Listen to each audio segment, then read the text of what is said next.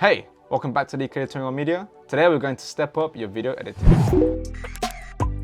So, editing student, today I'm going to teach you 5 tips on how to step up your video editing and how you can become a better video editor. So I've been editing videos since I was 12. I started off with Call of Duty montages. Yes, I was that guy editing Call of Duty videos. They're still on YouTube somewhere. I'm not going to show anybody. And I've used different softwares from Vegas Pro to iMovie, Movie Maker, Adobe After Effects, and now I'm using Premiere Pro. So I've had a lot of experience in different softwares. And because I've been editing a lot of different things, I have some tips that I can give you if you're trying to become a better video editor. Also, I'm still learning a lot. So the tips I'm about to give you, I actually always apply all the time because they really do help me. So this is what I do, it's from my experience, and I'm gonna give it to you so you can test it out, see if it works for you. So tip number 1 is to edit a lot. This week I edited about 3 videos, and over the last 4 weeks I've edited about 12 different videos. Some are client videos, some are free videos, and some are videos for friends. The thing is, the more you edit, the more you find yourself practicing your editing technique, be that your workflow or how you creatively approach the problem solving that is video editing. So you kind of free up room in your head to learn more things. For example, I have a video called the one-handed technique where I use these keys to quickly go through clips and edit. But until I actually started editing on a consistent basis where I had to use this, I found myself struggling to find my fingers and concentrate on what I was doing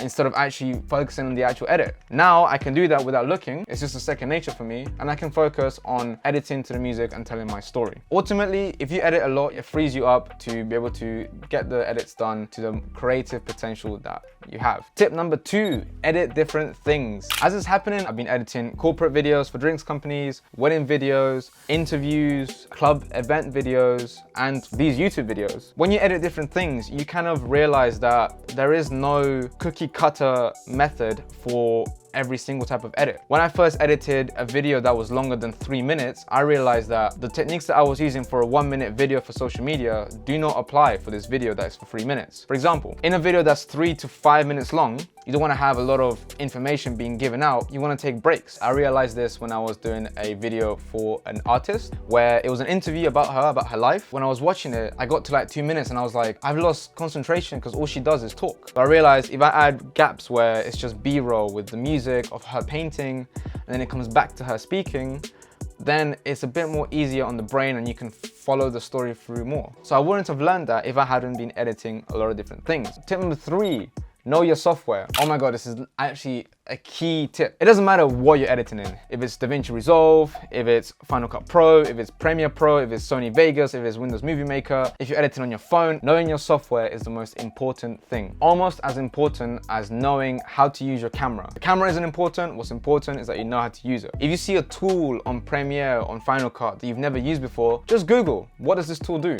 So you at least know. Now the day that you actually need to use this technique or this tool comes, you can actually apply it. You may also find that certain tools can be combined with other tools to do different things, like speed ramping for a transition or masking as a seamless transition. Tip number 4, practical tip. I'll probably make a more in-depth video about this because I think it's quite a key tip, but make a initial select sequence. What you want to do is you want to make a bin or a sequence, call it initial selects, and you want to basically go through all your clip and you want to just drag in the best parts of it. You want to just cut the in points and out points of the best bits of your B-roll, of your interviews, and you want to put it on one timeline.